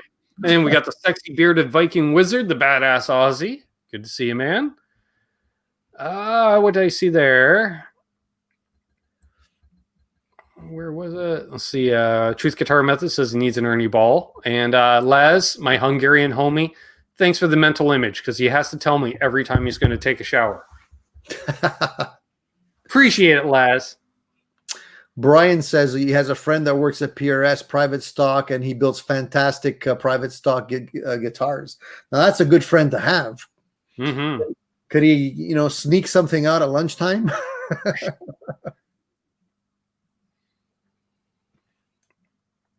Stephen Douglas didn't like the 7 1/4 radius of the Silver Sky. I never had a problem with the 7 1/4 radius because, you know, I started out on a vintage Telly to start with, so I don't know. Hey, Scott Nickerson, good to see you, man. Been a while. Awesome. Yeah, everyone says you choke out bending notes on a 7 1/4 radius. So I was like, really? All those guys in the 60s were choking out notes with those big bends? Really? Were they? I don't have an issue with the radius as much as the actual shape of the neck. I'm okay with different radiuses on the fretboard, but the neck, you know, the back of the neck is more important to me. A lot of these guys that were playing a 7 1/4, though, they probably had a lot higher action on their guitars. Now everybody tries to like deck it all the way down. Hey, John, ZD351. He says, sorry I'm late, but I'm also working. Very good reason to be late. That's right, Terry. Got it one piece at a time, like Johnny Cash. Love it. Nice, nice. And thanks again, Sandra, for posting the links to various things and such. It's awesome. Wow, we've been going 75 minutes already. This is awesome. PRS, there's a comment here that says PRS is going to become the company that Gibson was in the 60s, down to the fact that they make superb guitars and totally down market basses. Right. Well, as long as they don't do Norland era stuff. I don't know. Does PRS insist on putting a volute on anything? Not that I can tell. Fucking volutes. I wonder if ever these early PRS models that came out, you know, are going to be as collectible in the future as some of these Gibsons. You know, well, definitely, you know, the OG garage built ones we know are definitely going to be, because, you know, they're not productive. But I think you're going to see them looked on like the 50s, you know, like certain builders, you know, names escape me right now, but famous people that have worked with the company. It just builds lore like anything else. You know, like there was a time when it didn't make a big deal that a Tim Shaw pickup was in your guitar or a Bill Lawrence pickup was in your guitar. But now it's so legendary. Or even, you know, I hear people now fondly, oh, vintage T-top Gibson pickups. They're great. No, they were shit. Exactly. People didn't like them in the day. Now they're looking for them. You know, I know. The thing is, I mean, Paul from Paul Reed Smith is a good talker. Like, he knows how to spin the web and sort of mesmerize people. You know, buying the old Gibson equipment to wind the pickups and all this stuff. But personally, I still don't feel that the PRS pickups are that great. You know what I mean? And I've played other guitars that have better pickups. Well, that's like, when I haven't really bound, you know, it's like I never played a PRS and went, oh, wow, this is shit. But I've never played one and went, wow, either. But honestly, it's very rare I ever play a guitar and say, wow. And generally, it's a vintage guitar. And I get it with the vintage gear. I've played vintage gear, and I'm not talking just, you know, I'm fortunate enough to own a few pieces of vintage gear, but, you know, I played a 61, 62 Gibson 335 this year or last year. I get it. Just playing it unplugged, I could hear a difference. You know, it was more resonant. You know, dude, it's funny you mentioned. It's funny you mentioned that, Ben, because that's one of the guitars. That's one of the only guitars right now that I would love to get my hands on. I saw one recently posted. Actually, two of them posted recently. One was selling at about $4,600, and the other one was a little over $6,000. They both had neck issues. One had been repaired. The other one was kind of not all the way through a neck break. But man, I would love to have one of those in my collections. Sure. I get it. Beautiful guitars. I've kind of, you know, I've been wanting a Les Paul in my life, but I gave up looking. I figured it'll find me when it's time. And, you know, what I would like is an early 80s, I think like an 82, 83 Les Paul, because that's right at the end of the Norland era, but they got rid of the neck volute. And it's right before weight relief started, because I don't mind a 10-pound Les Paul. You know, they're a bitch to play, but the Les Paul should be heavy and unwieldy, in my opinion. Are you sure? Do you have back problems? I have a friend of mine I got a friend of mine who plays with me, and he's got a beautiful Black Beauty. You know, and that thing is like a boat anchor. And, you know, when we play for about 3 hours or so. There's no way you can play that thing standing up for 3 hours. Hey, there's Rob from Tesi Switch. Everyone should check out tesiswitch.com. Use coupon code Canucks and save 15%. Yeah, my first electric guitar that I owned was a 72 Les Paul Deluxe. So, and at that time I bought that, I was, I think, 15 years old and 110 pounds, so yeah, I remember just rolling over the shoulder from having that thing. It was so heavy. But on the other hand, that's awesome. That, I love it. There's a reason why Jimmy Page has a slouch. That's right. Yep. Gibson shoulder. Yeah, for sure. I don't know if the people in the chat have any new guitars that they've purchased, but I would love to hear from them if they have. Mm-hmm. I'm always on the lookout. I'm always on the lookout for what else is new and good, Mm-hmm. Yeah, most definitely. Yeah, it's a bit of that quiet time right now. And it's funny because 2020 has been so crazy. We know Summer NAMM was canceled, but then companies start teasing stuff in the end of July, early August, and we're like, where's all this new gear coming from? Oh, right, that's the stuff that would have come out at Summer NAMM. Yeah, exactly. I'm wondering if they're gonna do the smart thing and reach out to more YouTubers. I mean, it seems like the best way of doing it. I know a lot of companies are now trying to do their own thing. I mean, like you have Andertons that really did it really well. They're seeing a lot of success with their channel, and I think a lot of other people are trying to replicate that. But it really does take a lot of dedication and time, and a lot of people are just not able to keep it up long enough before they can actually start getting people to tune in regularly, Hey, we've got Brian Spalding tuning in, and who else did I saw in there? Saw somebody else in there, but Rob from Tesi Switch wanted to let you know he got a custom shop Gibson double neck for his birthday a couple weeks ago. Oh, that's cool. That's damn cool. Now I don't know if that's how convenient that is to play. I actually purchased a 12-string acoustic guitar for the first time in my life. I never really thought I needed one, but the opportunity came up and I ended up getting one. Those things are damn hard to play. Too many strings, and tuning them. I love 12. Is such a headache, right? Adam D says he just snagged a brand new Jackson Dinky 7 string for $200. Nice. I always grew up around 12 strings, a little bit of that folky era stuff, but I love electric 12s. Always have. And the last band we played in, we incorporated an electric 12 into, I think, 3-set night. Half of one set of the 3 would have been 12-string stuff. Adding that extra dynamic, and plus I like 12 strings, especially when you get into modulation. Throw a phaser on a 12 with some gain. Oh, it's cool. It is cool.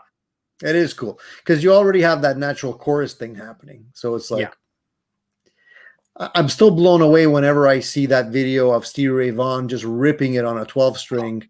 Right. And I'm like, how the hell does he do it? Nice. A lot of people have the Eastwood guitars. Ray says I got an Eastwood Classic 12 this year. That's pretty cool. Now, the Classic 12, is that the one I'm thinking of? It's the electric 12 with the Maestro trem. Because, you need a trem on a 12-string. Of course. Why not? I saw that. I'm like, that's awesome. That's awesome. Just because, yeah. Yeah, I think Sammy Bowler, friend of the channel, he picked one up. And I was just like, Super Shredder, Sammy Bowler? He's like, yeah, I bought this 12. I'm like, that's awesome. His Metalworks 76 Explorer that weighs a good chunk. Nice. There's so many, I don't know if you remember this, Ben, but back in the 80s when Eddie was popular at his, the most popular, and he was playing the Kramer guitars. The Kramer brand came out with this guitar at one point. I don't remember what it was called, but it had like an independent, I think it was a pan knob, an independent pan knob for every string on the guitar. You're thinking the Ripley. Is that the one? The Ripley? Yeah, it sounds familiar. The Ripley had, it was stereo. So it was stereo output, and it had a blend, so you could put strings out left or right or both. Yeah. Eddie played the Ripley, and I can't remember what song it was. one of my EVH heads would know it in here for sure. But I actually got to meet the guy who painted those Ripleys for Eddie. They were pretty nice looking. I remember those paint jobs. Yeah. Thank you. Yeah, the Clouds guitar type thing. Thank you, Caleb Rappaport from Nerd Halen, who introduced me to the guy. Unfortunately, I can't remember his name. And I just remembered Caleb, introduced me to the gentleman. And he's telling us a story. And I leaned over and I said, "Who is this guy?" He goes, "He painted Eddie's Ripley's." I'm like, "Oh, see, that's Nam." You're like, we got him. No, it wasn't Secrets. Secrets, Eddie played the double neck on. But that was an interesting concept. We don't see too many of these ideas popping up. The wild and crazy ideas in the 80s in guitars. There was some crazy stuff. They were trying to go a little bit further than they are today. Nowadays, I think one of the cool things I've seen was the carbon fiber acoustic guitars. Have you seen those? Those are wild. I don't know. I don't know if I played one. No, I never got a chance to play one, but I have seen them around. Pretty cool. I don't know what they sound like, if they sound any different. I mean, I remember the Ovations with the plastic backs, and they always did sound kind of bright. Yeah, kind of bright, thin. Yeah, it's cool, I guess. But the thing about guitarists, Ben, is that we like. It'll be some country pop guy wearing a freaking headset, playing his carbon fiber acoustic BS with a 12-piece band to make him sound presentable. The thing is, though, I mean, I feel that the guitarists are very much set in their ways. We want innovation, but we don't want it to deviate from what we already like. That's the problem. Yeah. I love innovation as long as you don't change anything. Exactly. Don't change anything. Just make it better. That's where Gibson, they did it right. And they just said, screw it. We're making 2 Les Pauls. Here's your traditional for all you guys. And here's our modern for all you guys. So all you traditional guys, zip your lip about our innovations, because here's yours. And all you modern guys, there we are. I'm not even gonna bring up the robo tuners. I'm gonna pretend that never happened. I hated the robot tuners, but I loved that adjustable fret or adjustable nut. Because I never had one. I have a monkey grip. Like I grip too hard. I pull strings out of tune. So I know I'm gonna cheat that nut down a millimeter. So I'm not pulling, because I always overcut the nuts low for that reason. And then somebody else will play my guitar and they're like, it's all buzzing out, but I can't play it. I'm like, yeah, well, works for me. Hey, Islander Winder, good to see you. Let's see. Dan New Jersey says the Ovations were always meant to be played amplified. They have no usable sound as a straight acoustic. Well, and you can't play an Ovation because they slip out from under you constantly. I don't know how anybody ever played one of those things. And I'm a skinny ass guy. If you have any kind of robustness that's round on round, forget it. I had an Ovation, couldn't play it. Yeah, if you have a pot, it's not friendly. It's not pot friendly. You gotta have something that's shaped the other way. Yeah, I remember. I put that thing up for sale as soon as I got it. The one thing that always drove me crazy, and still does, about the new Gibsons is that the fact that they glue in the nuts with I don't know what kind of glue that you can't pull off unless you just grind that thing out. Yeah, they use a super glue or something. I don't know why they do that. I mean, if you're going to do that, at least make sure the nut is cut properly. Well, considering, if you really do a nut 100% correctly, it doesn't need glue. I know. That's what I'm saying. I don't get it. I usually get them taken out because they're not cut properly. They snag. So I have a bone nut put in, and the guy's got to basically do surgery on the guitar. Every Gibson or Gibson style I always play, I just hog out the nut slots for I play with 9s. I have it so 11s fit through no problem. So I'd rather have the string vibrating back and forth in the nut slot rather than binding. Well, PRS does that already. I don't understand. I don't know if you've seen a PRS nut, but they're cut wide and deep. And usually people say half the string should be, sticking out of the slot. They don't do that. Yeah. Why? So when I do a big bend, it skips out of the slot? Because I've had that happen. Yep. Oh man. That used to be a thing of a cheap guitar. You know, Benister Bink. Oh, pops out of the nut constantly. Forget about it. Yeah. Rob says Ovation shallow bowl guitars were developed at the request of Roy Clark in his more robust days. Good to know. There you go. Somebody was thinking. Yeah, and I'd also like Gibson to start installing pick guards on their damn guitars, so I don't have to drill holes into my multi-$1,000 guitar I just purchased just to put a pick guard on. Some people don't like the pick guard though, and they're really finicky about having holes. So I kind of understand why they did that. I get that, but then technically Gibson could tell you avoided your warranty because you drilled a hole in your damn guitar. Yeah, that's true. And I think that's why they do it. So when the headstock breaks after 2 weeks, they go, you put around with it. Yeah. So, what I would really like to see, and I don't know if this would tell me how you feel about this, Ben, but I like 335. Well, how would you feel about having a panel in the back so that you can actually put stuff in? You know, it would make your life hell of a lot easier for when, well, let's say for when the output jack breaks, not if, but when, because they've yet to reinforce that thin maple top, or move the jack to the bottom, along with SGs. No guitar should have a front mounted jack in today's day and age. Exactly. See, these are the things that I don't know why somebody at Gibson is not like bringing these things up. The fact should not be load bearing. Yeah. We all know there's not enough meat in the neck at the truss rod, and that's why the necks break. Why can't we fix that? We're in 2020. We should be able to get to get over some of this stuff. Here's an idea. People love the angle of the Gibsons, and with all the access and stuff, keep it all the same. How about inserting some carbon rods into the necks like Ibanez and Ernie Ball and Framus do? Put those carbon rods in, through that joint in the headstock, through the headstock area. Yeah. She won't break.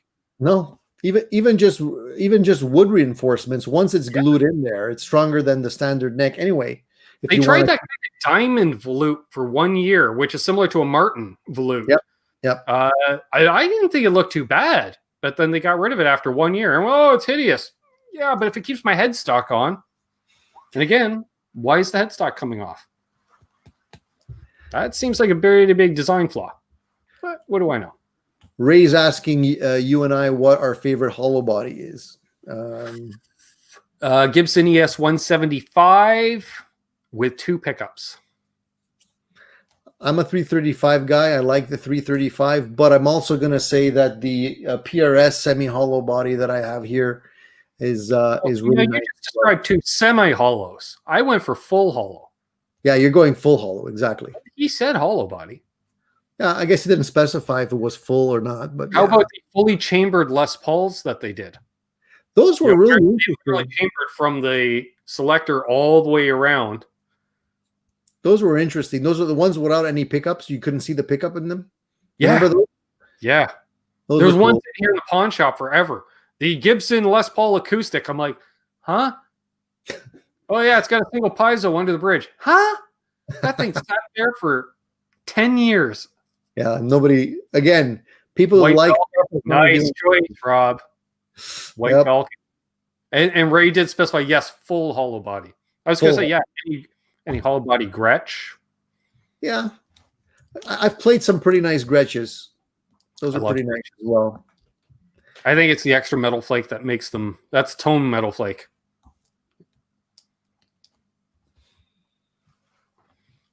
All right. How do you feel about active pickups? Are you asking me? Yeah. I don't like them. No? Okay. Well, you know what? The reason why I'm just going to say this just so I can qualify my answer.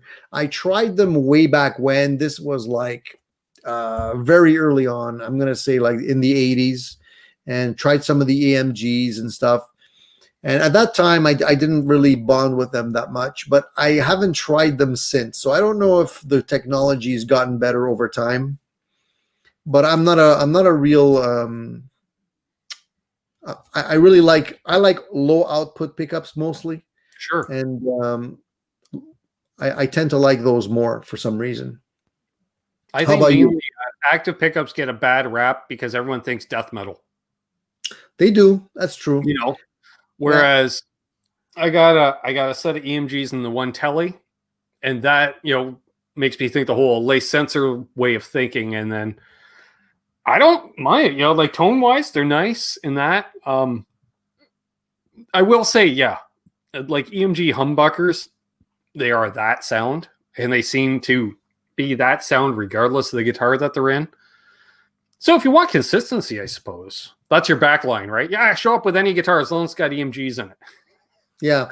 The thing is, I also don't necessarily gravitate towards the noiseless stuff, just because, again, I've tried like Area 51s from the Marzio. Sure. And again, yeah, it gets rid of the noise, but it also gets rid of the character of the pickup, I find. You know, I mean, it's just vanilla. So I don't mind the 60 cycle hum, to be honest. I remember that when I started gigging with my tellies again, bass players love silence. And our bass player, wow, you certainly got it, you know, because I'm using, you know, I don't know, a dozen pedals on my pedal board, tube amp, Telecaster, lots of noise. He's like, wow, you got a noisy signal. I'm like, yeah, that's a classic noisy signal. People pay extra to hear that. Yeah. You think in the old days, you know, people like Jimmy Page and everybody else didn't have a noisy signal? Come on, Jimi Hendrix. They weren't using noise gates. So like, yeah, you know what cures people the annoyance of 60 cycle hum and all that? Oh, it's all noisy. You know what cures that? Drugs. Smoke a joint, I don't care. No, you just got to crank it up louder so it drowns out the noise. Yeah, guess what? I'll hit an E chord. Look at that, no noise. Exactly. But listen to all that sustain. Why? Because there's some noise going on. Because I have some gain running. I'm not afraid. The Fishman Fluence pickups are really nice. Michael Krause. Who was I checking? Yeah, the Greg Koch set of pickups.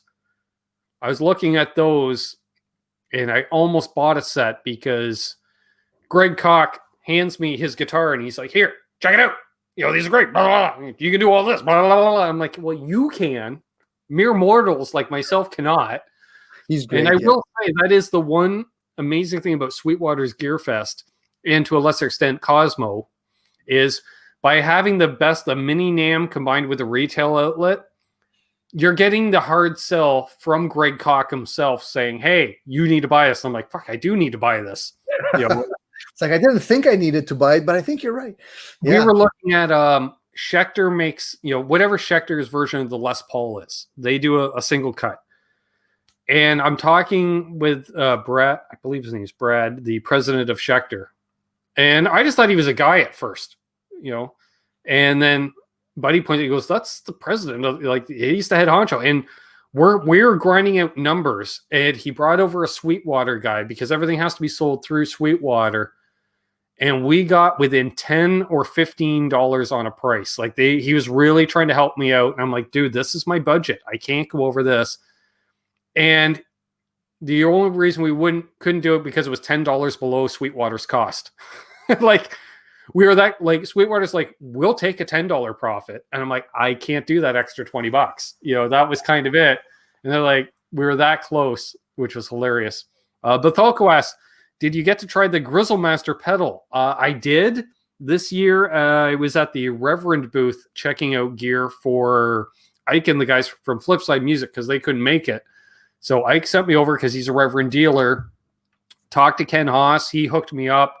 My God, they treated us like rock stars. Like literally sitting in a chair, people pulling guitars down. "Here, try this." Because I told him, "Give me all the 2020 stuff." Boom, gives me a rundown. I'm playing through a Mesa Boogie clean amp with the Grizzle caster or the Grizzle, whatever is dirt box for dirt. And I was just like, "This is awesome. Give me the Grizzle caster." I'm like, "Oh, this is awesome." So yeah, very cool stuff. Those pickups in Greg's guitars are I believe like $400 or something. Yeah, I think they're like $400 US. Yeah, 400 US. So you got to have, a good budget for new pickups if you're going that route. So, yeah, I'm sure they sound great. I'm sure they sound great. Yeah, amazing. And Bethalka says he actually just ordered a Reverend. That's awesome. Awesome. Reverend, they're not that big in Canada yet. They've been trying to break into Canada for some time. And folks, if you're fans of the Tragically Hip, look at the concert footage from the last couple tours. It's all Reverend gear. They make great stuff. Yeah. This is what I would like to see in my local stores. I mean, you walk in, you're lucky if you can find anything beyond Fender or Gibson. They might have some Squires and maybe a couple of Ibanez guitars, but that's it. There's like nothing else. Amps, even worse, even the mainstream amps, like you go in and you want to try the latest Mesa Boogies, you're lucky if you have one. It's like, oh, we can order one. Yeah, and I get that, from a retailer, because amps are so bloody expensive. You cannot carry the whole line of amps from a company. I get it. I get it. Yeah. Anymore. Yeah, unless they do the old thing where it's like, we'll put the stuff in your store, essentially on consignment. You pay it off as it sells. But I agree. That's the one treat about going, living where I am. I'm an hour and a half from Cosmo Music, and they have their version of the Platinum Room. So it's the Friedmans, the Sirs, the Tom Andersons, the Custom Shop Fenders. I'm just like, great oogly googly. I remember taking Buddy Mayhem here in the chat, brought him in there, and he's like, this is the next level. I'm like, yeah. The price tags too, dude. You're not going to find a guitar under $5,000 in here. But you need to try them, like that Friedman behind me, this guy over here. I bought that sight unseen, okay? And I never do that. It's very, very rare to do that. But there's no place here that you're going to go in and walk in and get one of those or try one of those. And that's a Dirty Shirley. Love that app. It's not going to go anywhere. But like, if I had a place like that here, I'd be there all the time. It would be bad news. Yeah, welcome Sean the bassist. And Winston K says, Long and McQuaid PEI, 2 guitars and a kid with pimples. Yeah, pretty much telling you what you need to. Guitar centers I've gone into. Those guitar centers, they're like, dude, they put in guitar centers like we do Tim Hortons. Those little annex Tim Hortons in a corner of a store? I swear that's what some of these guitar centers is. You walk in, you're like, is this a stock room? Because there's 8 guitars and 2 amps. Like, well, what the hell? Here, that's the thing. Here we don't have that many. There used to be a few big stores that have closed down. They've kind of opened up smaller shops, but they suck, man. There's like nothing in there. And when you walk in and you look at the price tags and you're like, what?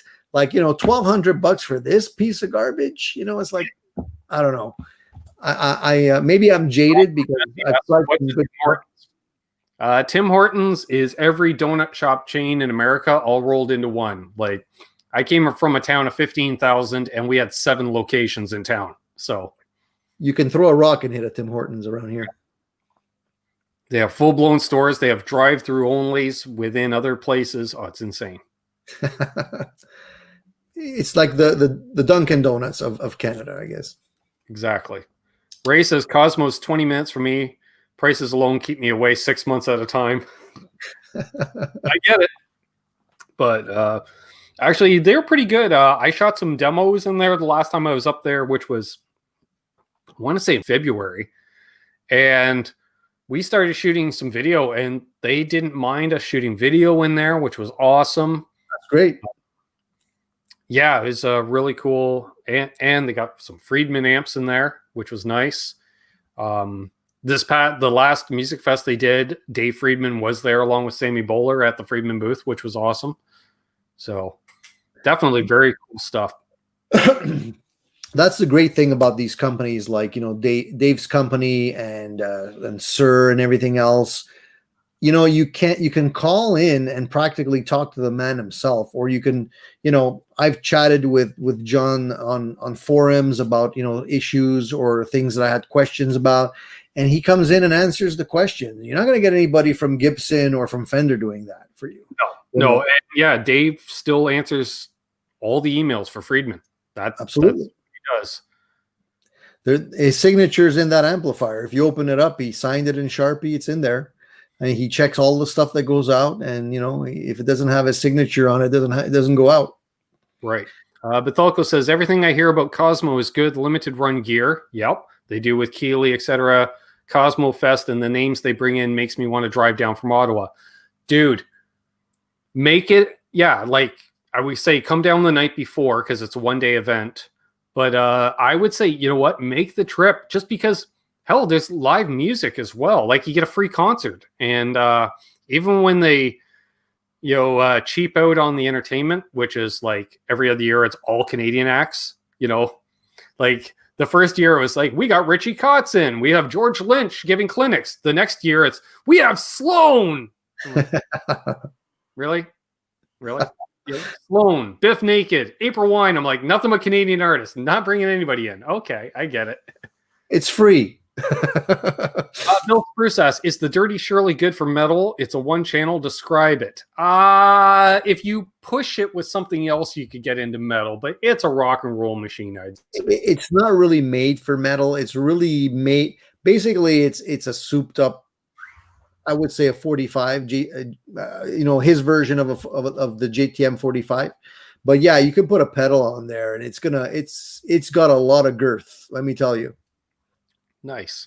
Bethalco goes, hey, I like Sloan. I like Sloan too. But let's be honest. Sloan will play the opening of a door. So Ben, what I mean, you got a mountain of amps behind you there. What do you got back there? There's a few of them I can't identify from here. It's too small. So we've got Fender Blues Deluxe, which has kind of been my main gigging amp for the last number of years. Below it is an original PV Classic, so like a 1975, 76. Their idea of Fender Twin, 50 watt. It's a nice amp. Yeah. We got the Fender Half Stack, FM 212 solid state half stack from my metal days. Above it's a couple amp heads that were built in your neck of the woods. They're built out of the Pepco plant in Montreal. So vintage Canadian tube amps with, could have been 50 different name badges on them, but Pepco brand. Next to that, we've got a Garnet 312 out of Winnipeg. Gutted AC15, which is now just a 112 cab. On top of that, yes, more Canadian content, folks. A GBX bass head. Sweet. We've got a Sykes 2x15 cab laying down on the bottom, which is basically Yorkville. A Baldwin Professional 212 custom solid state amp, which is popularized. That's what Willie Nelson's been playing through for the last 40 plus years. A Darius D12 made by a Canadian company again, ahead. I know, we're taking you back here. We've got a Brentwood, which is made by Pine, another Canadian company. And then we've got from the Fender Pawn Shop series, the Greta and a B52 down at the bottom for my higher gain stuff. So a lot of vintage Canadian content here on the channel. Nice collection. And do you do the round robin and plug into all those like regularly, or most are wired up to be played that are working? Where generally I just run stereo, where I use the Blues Deluxe and the AT112. They're the furthest apart, big stereo sound. But I do like to fire up the vintage Canadian solid state stuff too, because I'll be honest, this little Brentwood, which is this little 6-watt speaker in it, if you crank that sucker with a telly, it's Keith Richards. Really, eh? Yeah, it's got this breakup you can't replace. It's just, I don't know, it's the coolest little thing. Brentwood had some other models that were actually more powerful and sounded very good. A lot of people raved about those ones. I'm hoping to bring in soon is a Granada 112 combo. So a buddy of mine one town over has one, and he's been wanting to trade for a Tube Screamer, but unfortunately I got rid of my Tube Screamer, and I'm not about to trade Tim's Honker Overdrive for it. So, hey, Brian from Oregon, hello, and have a good eve. He says it's dinner time for him. So have a good one, brother. Thanks for lurking in. Awesome. So Brian, who I get to see at NAMM every year. I was going to ask you, I was going to ask you where you got those amplifiers, but yeah, I guess you kind of scour the area and find them. Yeah, really nice. Yeah. I just, especially in the 90s, all that cheap catalog, Eaton Store, Woolworths, the Brentwood, they were sold through Woolworth stores, for God's sake. So that was the crappy little amp you were given when you were starting out playing in the 80s. And so they started making it in the pawn shops in the 90s. And I was picking them up for 20, 30 bucks a piece, clean them up, and now people are like, oh, that's cool. I'm like, yeah, 50 bucks, it's yours. Whatever. I recently came across the Legend amps. I don't know if you're familiar with them.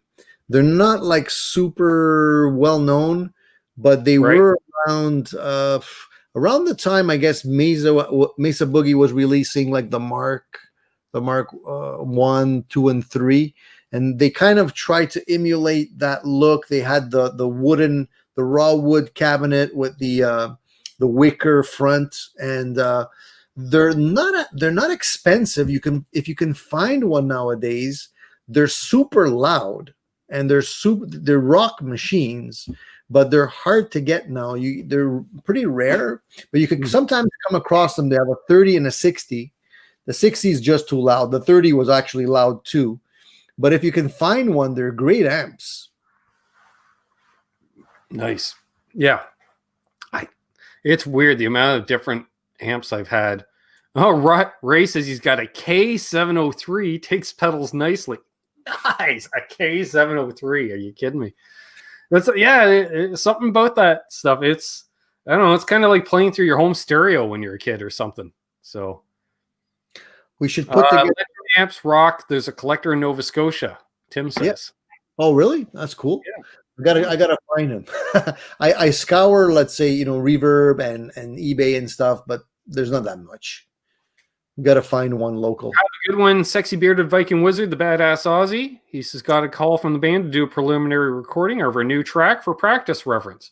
Nice. Enjoy. Thanks for tuning in, my friend. Nice. Very cool. Wow. Well, we were going to do an hour and a half, and we're coming up on 2 hours, so we might as well take it to the top of the hour here for another 10 minutes, folks. So if you have any other questions, ask now while we can. Yeah, ask away. There's always you can always spot. It's funny because like when I shoot my demos, I've used it's kind of the same angle as this, and I can always spot the Canadians that watch the demos because someone will say, "Is that a garnet behind you?" Yep. You got good eyes. Yeah. We should organize a bring your own amp day where everybody just shows up in a location and just brings as many amps as they want to bring. And everybody plays through everybody's amps. That would be pretty cool. Yeah. The only crappy part is we'll still sound like ourselves when we play through everybody's amps. That's fine. Not a big deal. Yeah. That's a fun. Yeah. Like, have you played through a Vox? No. Here, check it out. Do it. Like I saw somebody mentioned they want the high watt with a Canadian mod like Paul Dean had. Nice. I like that. Who was that? Thunder Falcon. Should have known. Paul Dean. Some of the amps that really have caught my attention over time, and I never pulled the trigger on them yet, I like the amp. What is it? The third power amps. I don't know. You probably have seen the videos on them. They have a bunch of different models, and they emulate everything from, they have some that are like the British type, and they have like it emulates Vox and a Marshall in one, and then they have the American one, and then they have the one, I think the one's called the Woolly Coat, which is kind of like their take on an early Princeton. They come out with really cool stuff. The only issue with their amps is, well, they're expensive, but they change models so frequently that it's confusing, and they change the look on the amps so frequently, like you don't feel like there's consistency, Because I like kind of showing up to jams and stuff with someone like Tim's Pedals or Lawrence Petros, especially in a small town, because what the hell is this? I've never heard anything like that before. I was like, right, check them out. Third Power are built here in Nashville, Rob says, from Tesi. Nice. I did see something. Where was it? Thanks, Mr. Radford. He says, love being able to learn about the stuff from you, Ben. Do appreciate it. Paul Ewing says, great show. He says, bring Ben on your show. Yeah, we were talking about that. Absolutely. Which, if you want to do a live stream, you know what? I've been up early enough on a Sunday. If you want to do a Sunday live, let me know. If you want to do the pre-recorded, that's cool too. Yeah. I'm pretty open to it.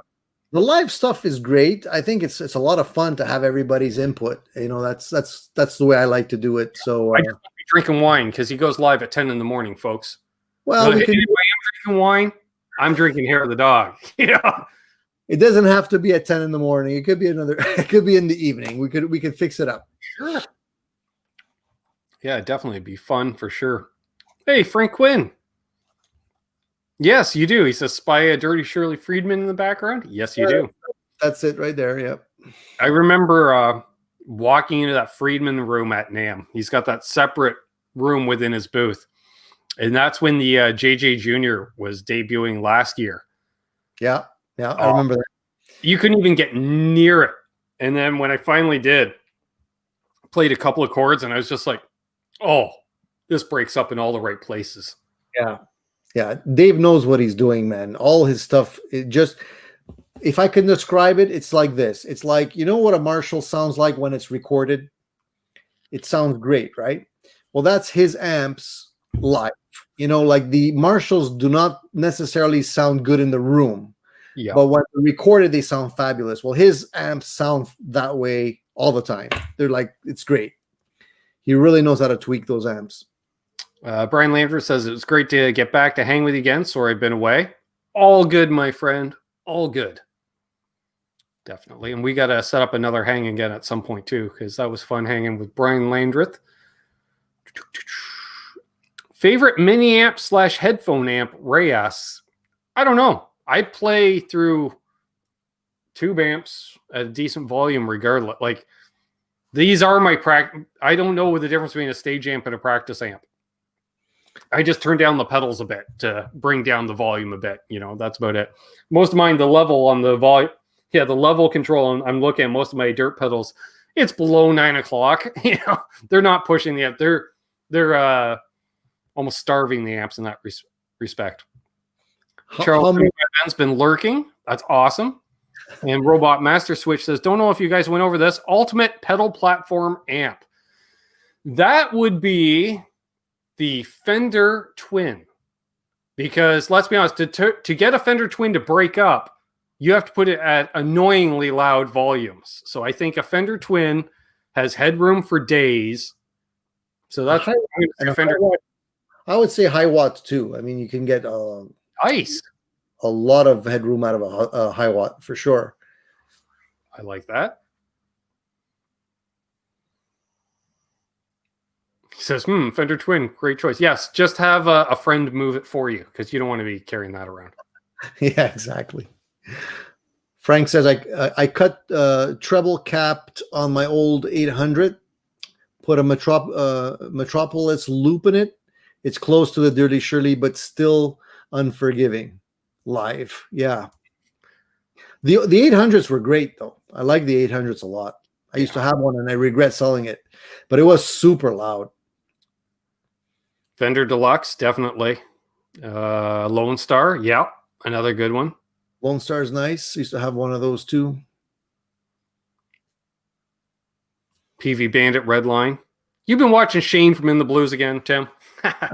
Yeah, but for solid state, I would actually, just before he put that, I was thinking for solid state PV amps, you know, like anyone that poo-poos on solid state, I'll just say it right now. Did you like Leonard Skinner? Because that's all solid state PV stuff. I don't know why PV didn't take that a step further, you know, like the Bandit's good. There's nothing wrong with a Bandit.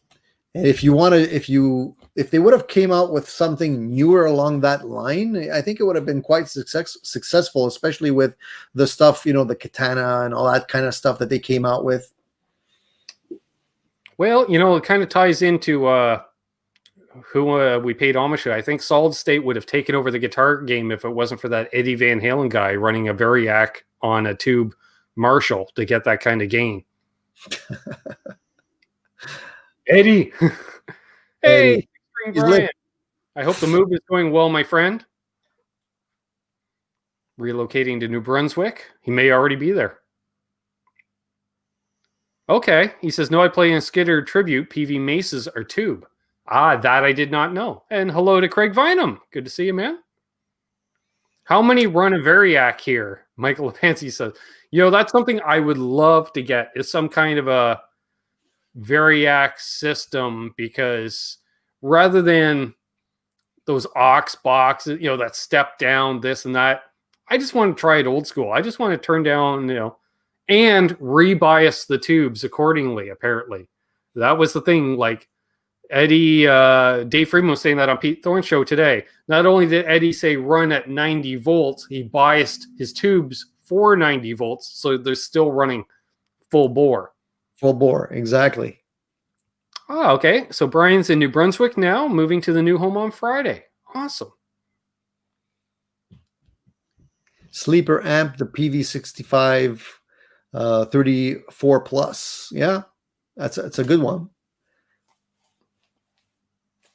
Nice. Or run a 90 watt head with a 90 volt drop built in. Well, fine, Tom. If you want to get technical, who's going to build that for me? Tim Lewis of TL Pedals Canada, that also builds amps. I don't know. Do we have... Then he's going to want me to pay for it, Tom. That's the other part.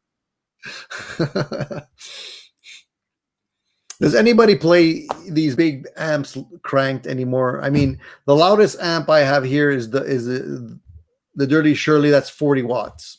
40 watts. Only because, like, when we gig, at least around here, the only thing going through the PA is the vocals. The rest is stage volume, because you're competing with the drums anyway. So, what's the point of running your a bunch of mics to what? Raise your guitar by 1 decibel?